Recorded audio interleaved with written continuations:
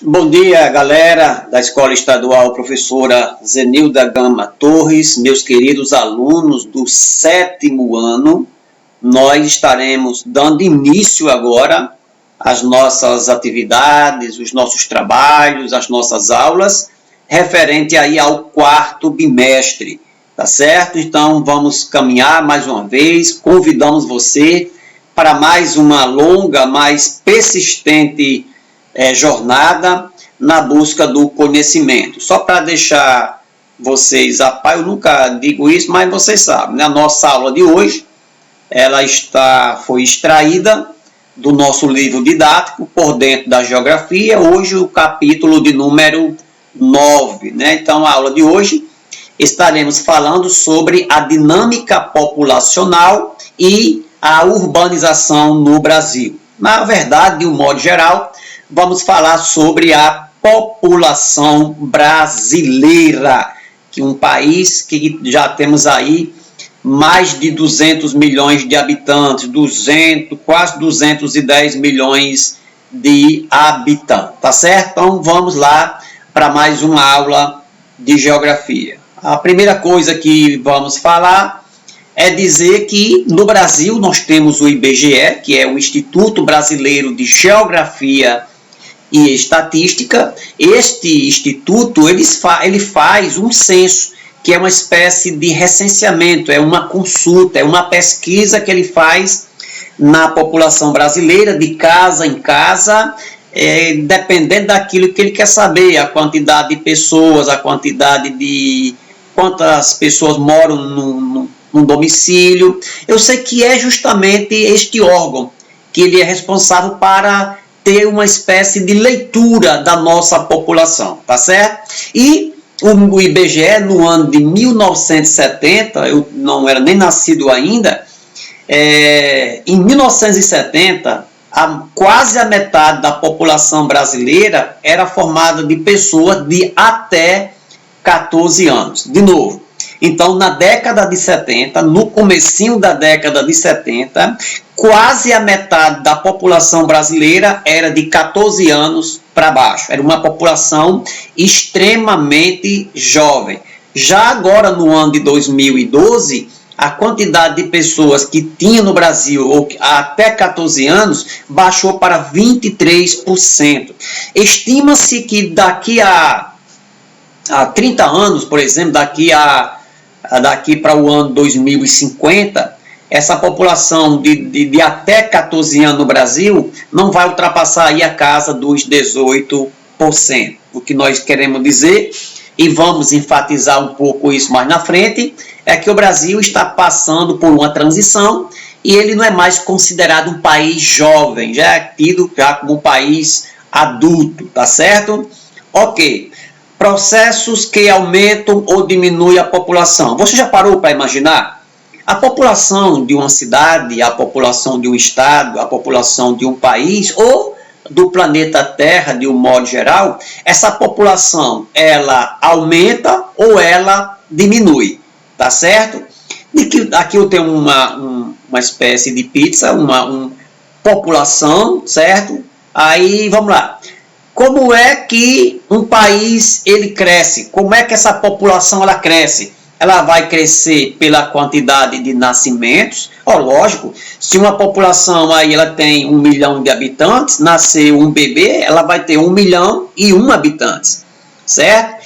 E outra é pela questão da imigração. O que é imigração? São pessoas que entram naquele local. Então, se esse país, vamos colocar que aqui seja um país, esse país tem 1 milhão de habitantes, nasceu uma criança, ele tem 1.001.000 habitantes. Entrou nesse país mais uma pessoa que veio de um outro país, então aumentou. Então a população ela aumenta de duas maneiras: pela quantidade de pessoas que nascem e pela quantidade de pessoas que vêm de uma outra localidade. A população aumenta dessas duas maneiras. Como é que a população ela diminui? Ela diminui pela quantidade de óbitos, pela quantidade de pessoas que morrem. Se você tem um país, mais uma vez citando o exemplo, se ele tem 1 milhão de habitantes, morreu 10 pessoas, ele não vai ter mais 1 milhão de habitantes, já vai ter 900 e alguma coisa. Então, A população ela pode diminuir pela quantidade de óbito e também pela emigração. Qual é a diferença de imigração para emigração? A imigração é a entrada, a emigração é a saída. Então, a população ela diminui por dois meios, pela quantidade de pessoas que morrem e pela quantidade de pessoas que saem daquela região. Então, é essa leitura que fazemos sobre a população, tá certo? Olha só. Se a entrada é maior do que a saída de um país, na verdade, acontece um crescimento. Aqui, vamos lá. Se eu tenho, vamos colocar esse país aqui, se nesse país a quantidade de pessoas que entra nele é maior do que a quantidade de pessoas que saem, ele cresce ou diminui? É fácil, né? Se eu tenho um país que entra 1.000 pessoas, que entrou 1.000 pessoas e saiu 800, esse país aumentou em 200 pessoas.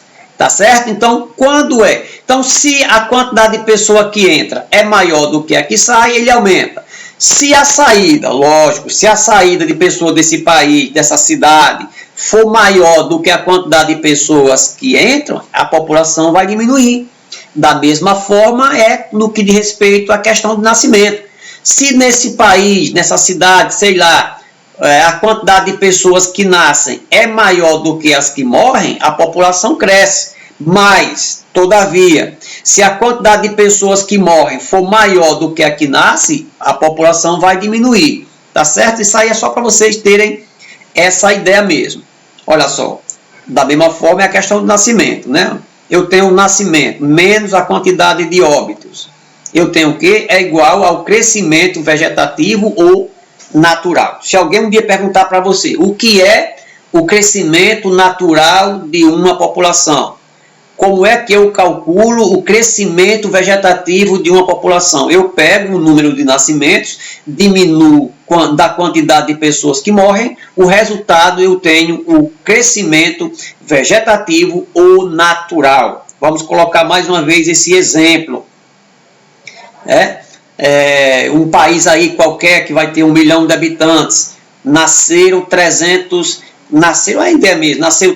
bebês, morreram 200 pessoas, então o crescimento foi de 100, entendeu? Então é só para vocês terem uma ideia, e o crescimento natural, que é a mesma coisa de vegetativo, ele acontece, ele é calculado quando você pega a quantidade de nascimento e subtrai do de óbito. Se esse país, essa localidade, sei lá, morre mais gente do que nasce, o crescimento natural ou vegetativo daquele local é negativo. Se nasce mais gente do que morre, o crescimento é positivo, tá certo?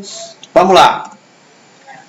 Só algumas nomenclaturas para facilitar. Quando você abre a boca e pronuncia, o que é uma população absoluta?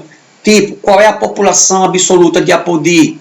Qual é a população absoluta do Brasil? É o número total de habitantes de um lugar. Pronto.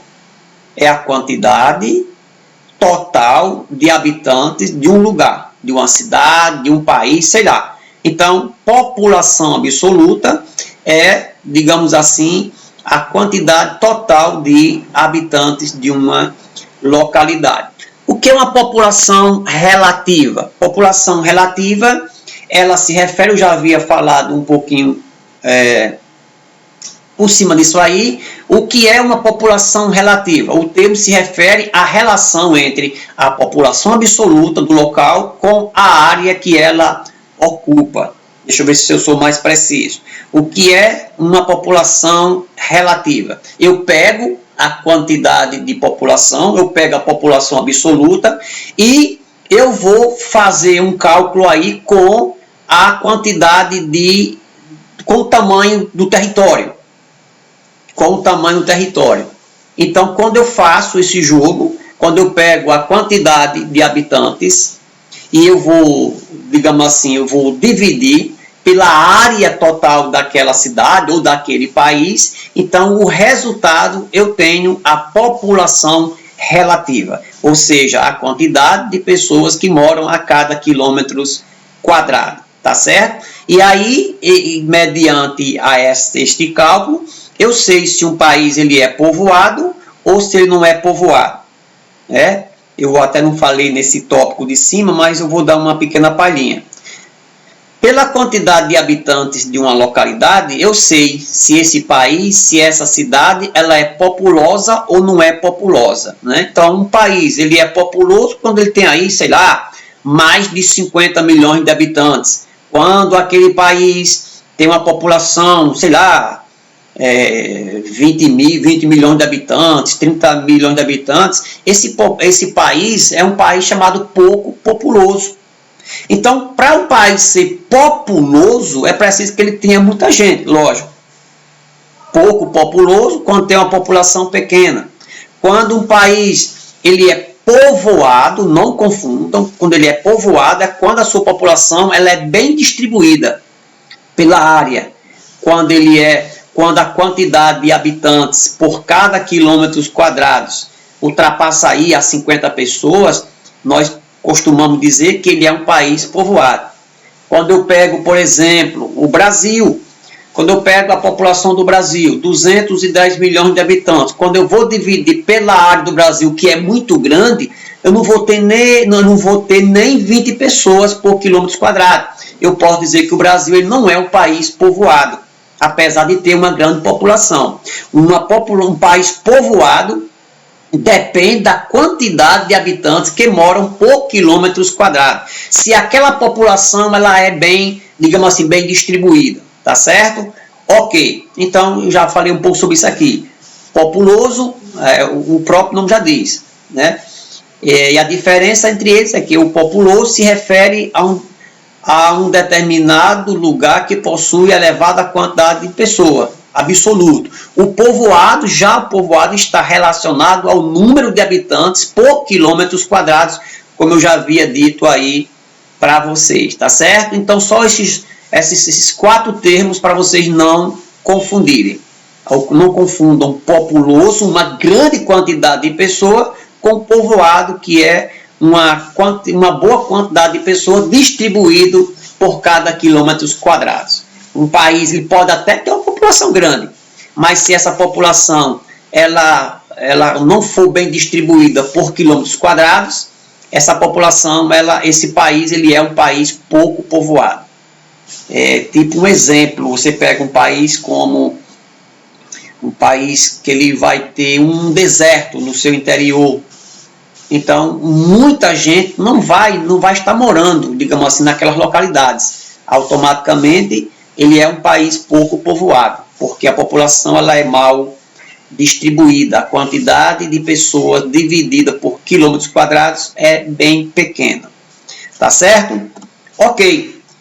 Densidade demográfica, que eu já falei, só para citar algo mais visual. Aqui nós temos uma foto do Brasil e vocês percebem que no litoral brasileiro, pegando aqui desde o norte do Brasil, circula aqui o Nordeste, desce para o Sudeste e até o Sul, as regiões mais povoadas do Brasil são as regiões próximas do litoral. Foram as primeiras regiões que foram povoadas, foram as primeiras regiões a serem desenvolvidas. Então você pode ver aqui, principalmente aqui nessa região que vai contemplar aqui São Paulo, Rio de Janeiro, são as cidades, as localidades mais povoadas do Brasil. As menos povoadas, aqui, o interior do Amazonas, aqui, o interior aqui da região norte, os estados do Pará, do Amazonas, do Acre, certo? Roraima, Amapá, são estados que têm uma baixa quantidade de habitantes por quilômetros quadrados. Aqui é o interior da floresta amazônica, tá certo? Então, a densidade demográfica, ela, digamos assim, tem tudo a ver com a quantidade de habitantes que moram por quilômetros quadrados. Geralmente no Brasil, as capitais dos estados são áreas densamente povoadas, tá bom? Vamos na frente. mais alguns dados interessantes. Até a década de 60, até o ano de 1960, a taxa de fecundidade, pastor, o que é a taxa de fecundidade? É a taxa de nascimento, é a taxa de filhos. Girava em torno de 6 filhos por mulher. Então, na década de 60, as famílias brasileiras, era comum as pessoas terem uma média de 6 filhos. Evidentemente que nas zonas rurais, nas pequenas cidades, esse número ainda era muito maior. Chegava a 10, 12 filhos por casais. Mas, de um modo geral, pegando a população brasileira de um modo geral, na década de 60, a taxa de fecundidade por mulher era de 6 filhos. Na década de 80, 20 anos depois, essa taxa caiu para 4 filhos. Em 2014, essa taxa é de 1,7. Então, hoje, a nossa população, a nossa quantidade de filhos por casais no Brasil está menos de 2. Está na faixa de 1,5, 1,2 por aí. A foto aqui embaixo é bem ilustrativa. Década de 60, 1 na barriga, aí 1, 2, aí 3, 4, 5, 6. Aí no ano 2020, nós temos aqui apenas um filho. Apenas um filho por casal. Nós vamos tentar entender por que essa taxa de fecundidade do Brasil caiu de uma maneira tão drasticamente, né? Vamos lá. Fatores da diminuição da... Primeiro vamos ver aqui a diminuição das taxas de mortalidade. Por que as taxas de mortalidade diminuíram, caíram?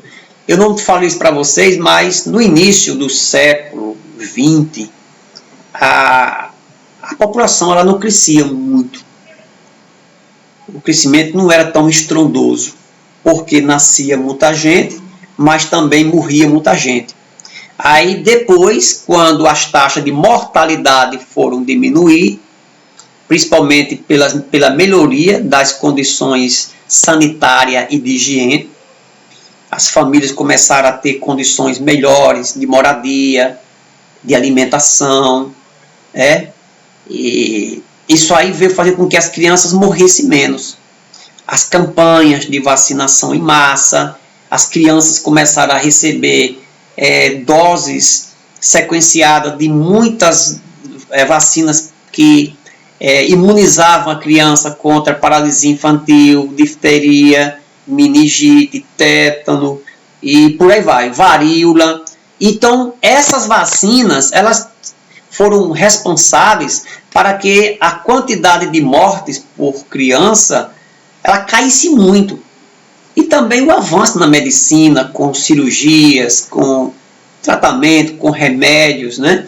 Então, as taxas de mortalidade despencaram. Se nascia muita gente e morria muita gente, a população crescia num ritmo lento. Mas, a partir do momento que a população continuou crescendo e as taxas de mortalidade caíram, a população, ou o crescimento da população, disparou.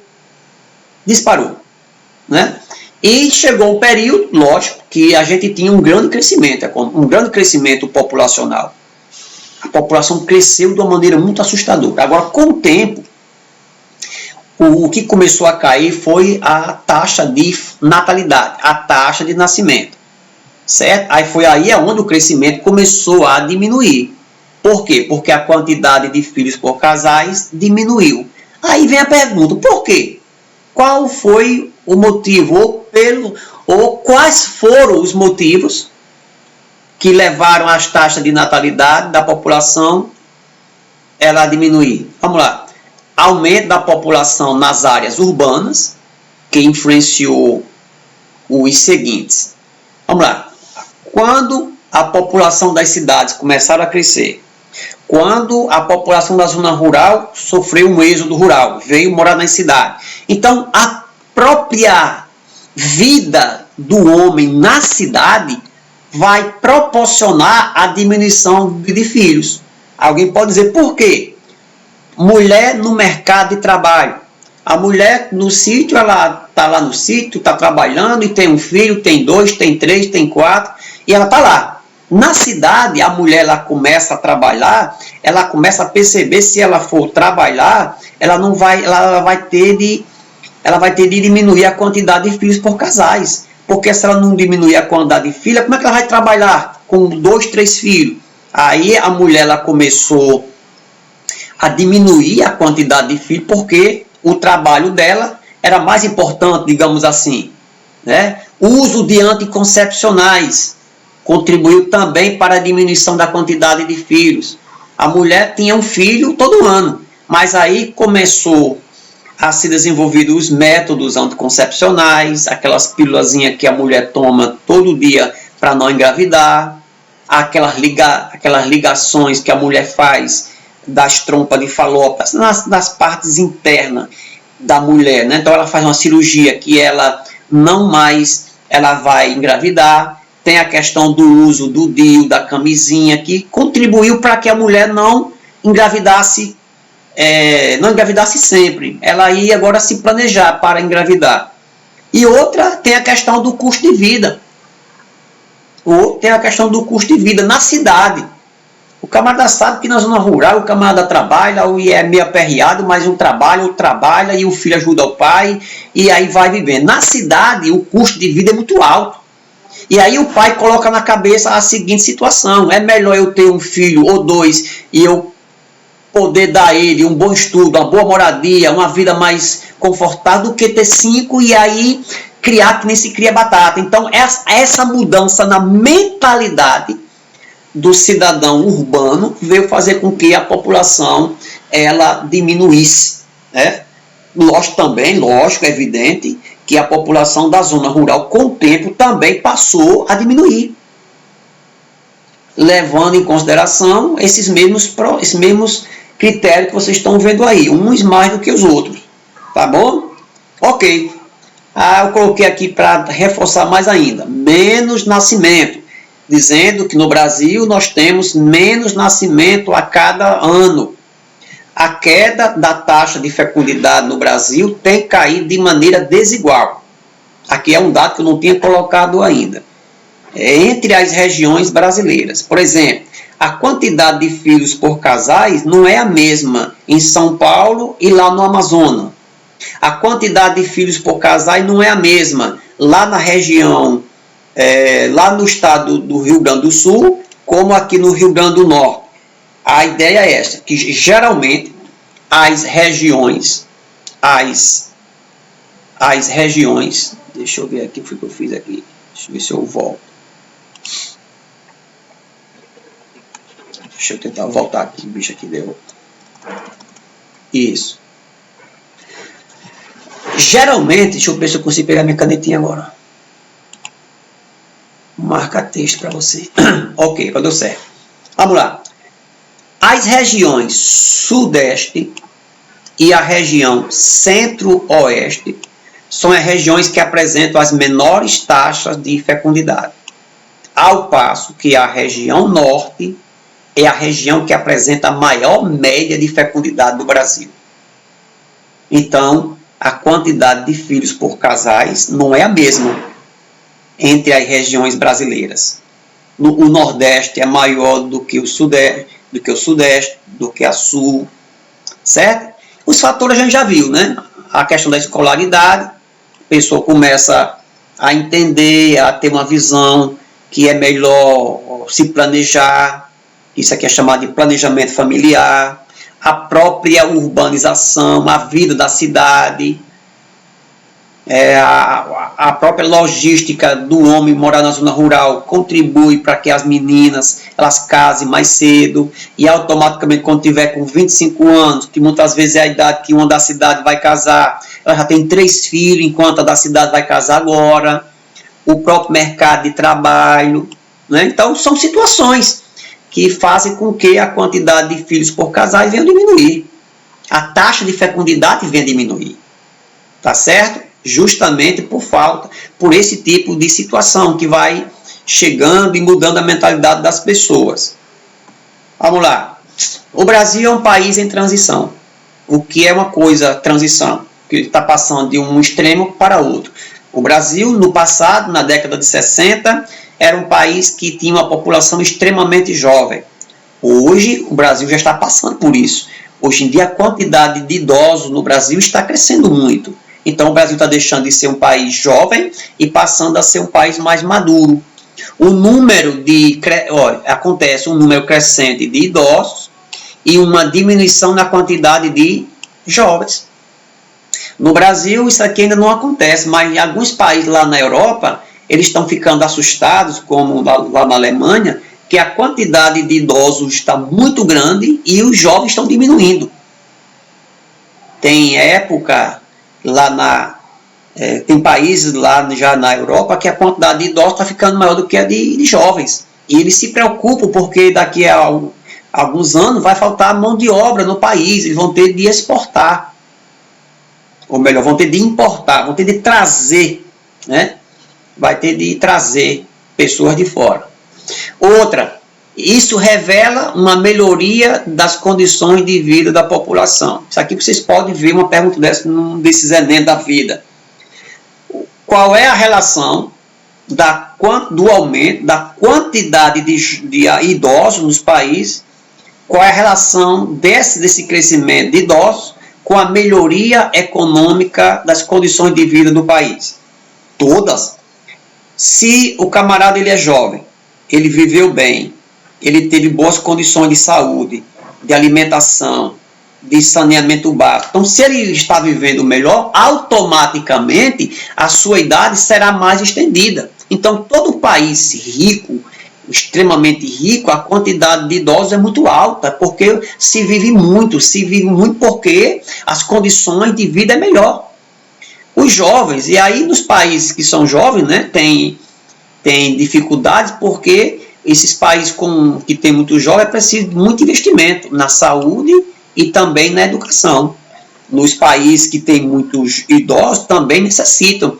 É a questão de aposentadoria, não sei se vocês entendem isso. Quanto maior a quantidade de idosos, mais a quantidade de aposentados. E esse dinheiro sai dos cofres do governo, teoricamente, né? Porque a partir do momento que eu olho para a minha vida, que desde criança que eu pago impostos, que eu contribuo com a minha nação, então quando eu me aposentar, eu estou apenas recebendo uma poupança que eu fiz ao longo da minha vida. E também, nos governos, os estados gastam muito com assistência para os idosos, né? Academia, projetos para ingressar a ideia da terceira idade, tá bom?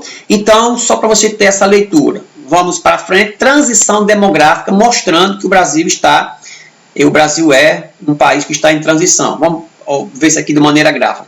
Tenho aqui a população, eu tenho aqui as taxas de natalidade, eu tenho aqui as taxas de mortalidade, as taxas de mortalidade diminuem e automaticamente a população cresce. Só para vocês verem. Estou até trazendo um pouquinho do resumo. Aí tem um elevado crescimento populacional. Está aqui, né? Eu tenho aqui uma evolução da população brasileira. Em 1872, a população brasileira era de 9 milhões de habitantes. Na década de 60, nós tínhamos 70 milhões de habitantes. No ano de 2000, a nossa população era de 169, quase 170 milhões de habitantes. 2010, agora já para 2020, esse dado aqui é de 2010, 190 milhões. Em 2020, nossa população passa dos 210 milhões de habitantes, mostrando que a população ela vai crescendo, né? Nós ainda temos um crescimento ascendente da nossa população, apesar desse crescimento não ser tão grande como a de 2, 3 décadas atrás, tá bom? A taxa de mortalidade no Brasil, né, para a gente entender mais, ela vai diminuindo devido ao quê? A disseminação do uso de remédios, antibióticos, inseticidas, melhoria das condições sanitárias e de higiênica, né? Então, são as condições que vai mostrar a redução dessas taxas de mortalidade.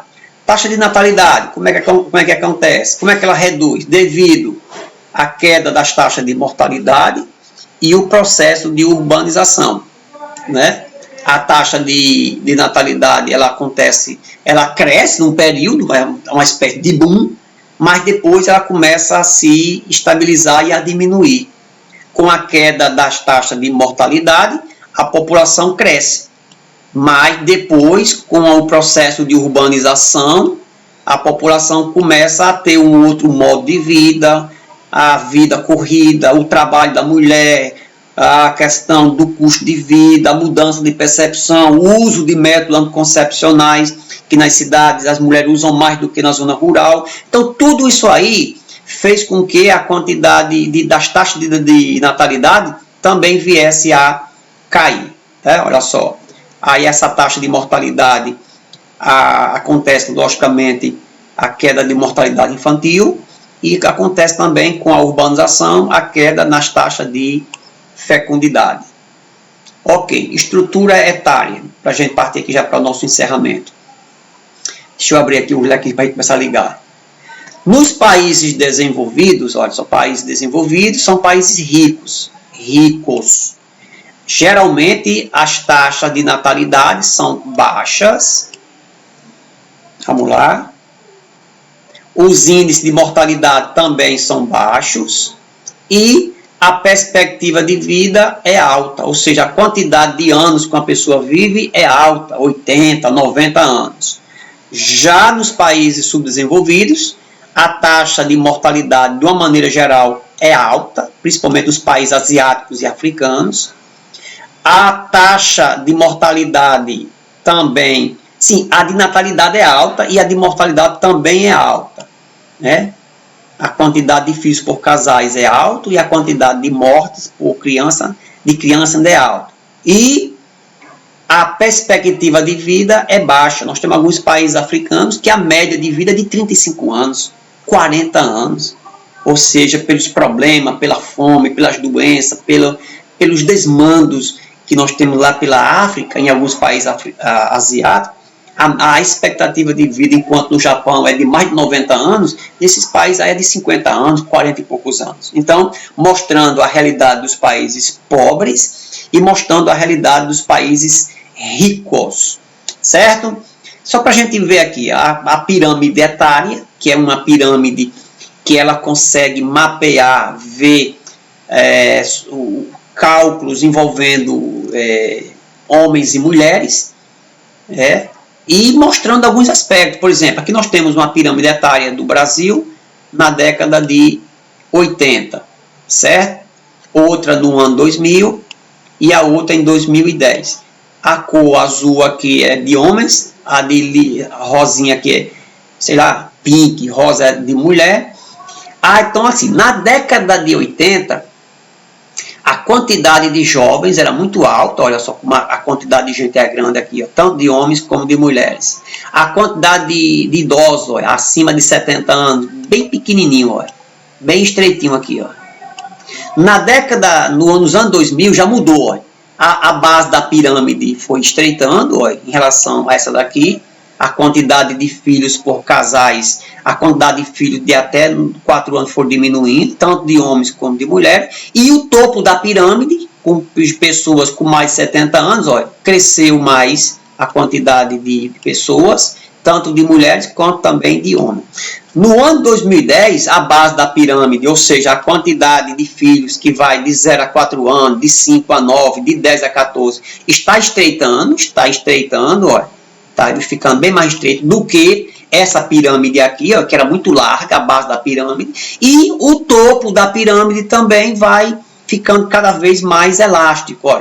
Aqui bem estreitinho e aqui já temos uma grande quantidade de mulheres acima de 70 anos. Ó, já vai para cá. Ó. Vendo? Ó?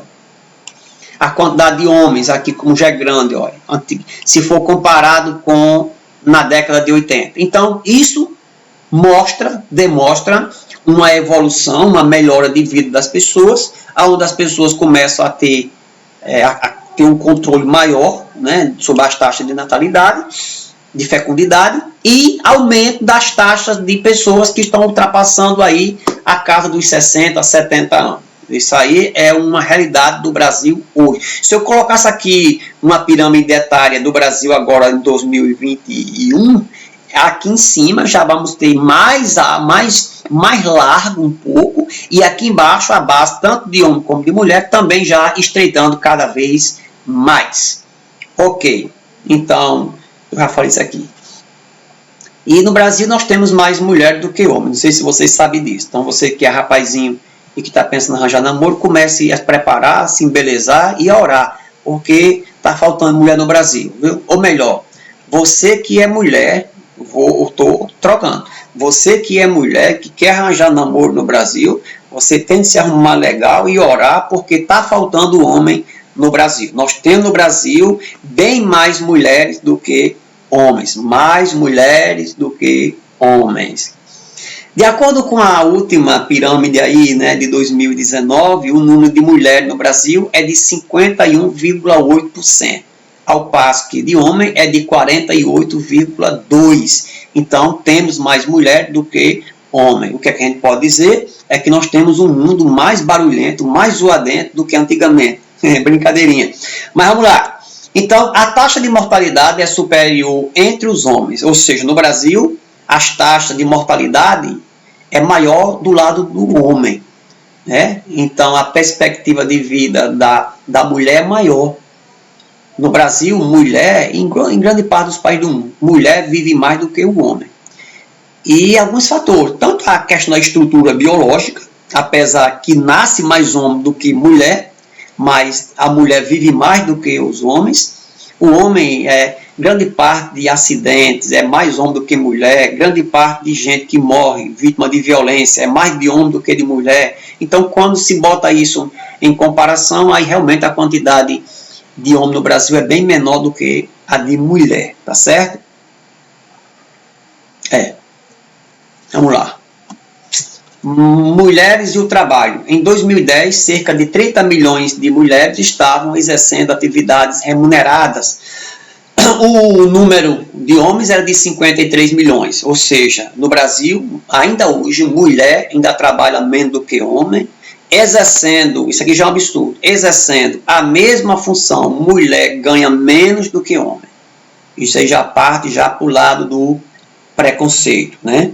Onde o homem e a mulher estão trabalhando lado a lado, derramando o mesmo suor, gastando a mesma massa cefálica para trabalhar, e no final do mês a mulher recebe menos do que o homem. Então, são conquistas que as mulheres vêm tendo ao longo dos anos, mas nesse aspecto aí ainda não é uma conquista total, né?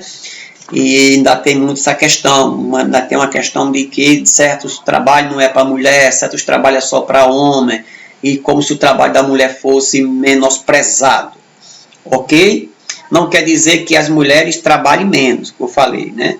Os dados estatísticos não consideram função de dona de casa, ok? Dupla jornada de trabalho, no serviço e em casa. E a mulher, ela vai trabalhar mais que o homem, porque além dela ter a jornada de trabalho dela, quando trabalha lá na empresa, na loja, sei lá, e ainda tem a jornada de trabalho em casa, cuidar de filho, cuidar da casa e também cuidar de marido. Ok, terminando a nossa aula, né, que ficou até um pouquinho mais extensa hoje, nós queremos deixar para casa duas atividades. Na verdade, é uma atividade formada de duas pesquisas. Você vai pesquisar sobre o preconceito sofrido pela mulher no mercado de trabalho e também vai procurar falar sobre as dificuldades de ser idoso no Brasil. Então, são essas duas perguntas, são essas duas pesquisas que eu quero que você faça. Lembrando, faz a atividade, copia a atividade, coloca seu nome completo, o ano que você estuda e a sua turma. E capricha na foto e manda para mim, tá certo? Por hoje é só e até a próxima aula.